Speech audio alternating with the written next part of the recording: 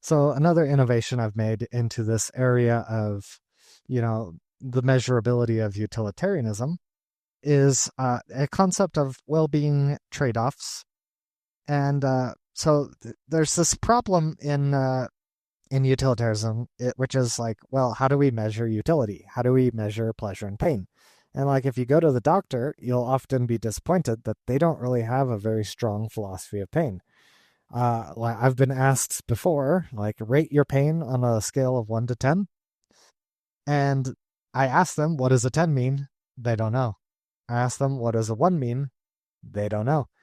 Is this duration of pain? Is this intensity? Is this based on your stress level? Like they don't have a nuanced paradigm of pain. So that's a problem. Okay, so like there's this aspect of consciousness that is almost intrinsically unmeasurable, right? Like we can measure neural correlates, we can measure electricity in the brain, we can see movement, but we can't see the quality. We can't see the qualitative aspects of what it feels like to be these processes. So does that mean we just give up? No. So there's this difference between objective measurement and subjective measurement. So there's a problem with the objective side of the measurement, but what about the subjective? We actually have epistemic access to subjective measurements. We can internally compare different experiences. So basically we could query people on how they feel about different experiences. For example, you could say, well, how do you feel about getting a paper cut?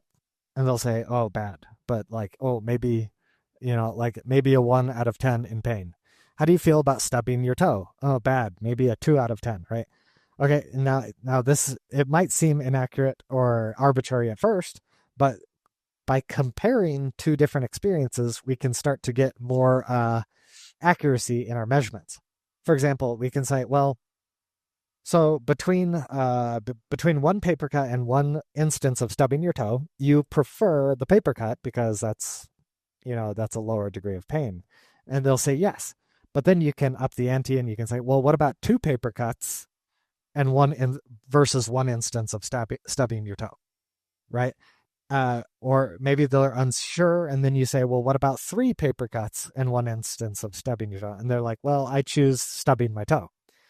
So we're starting to get a paradigm that the paper cut accumulates, and so the accumulation of 3 paper cuts surpasses the stubbing of your toe.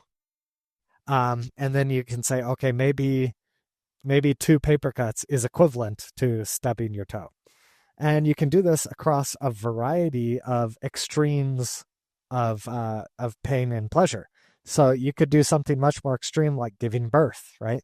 Like how many paper cuts would you prefer at as an alternative to giving birth, right? And there might be an exponential nature. Like maybe we're at the level of 8,000 paper cuts. Maybe 8,000 paper cuts is preferable to giving birth. So this kind of gives us a framework for situating different experiences against a measurement of pain that is subjective, right? But now we're talking about units of paper cuts as a metric, right? Each experience, we can talk about it in units of paper cuts. And maybe we could change it to like needles, getting stabbed with a needle.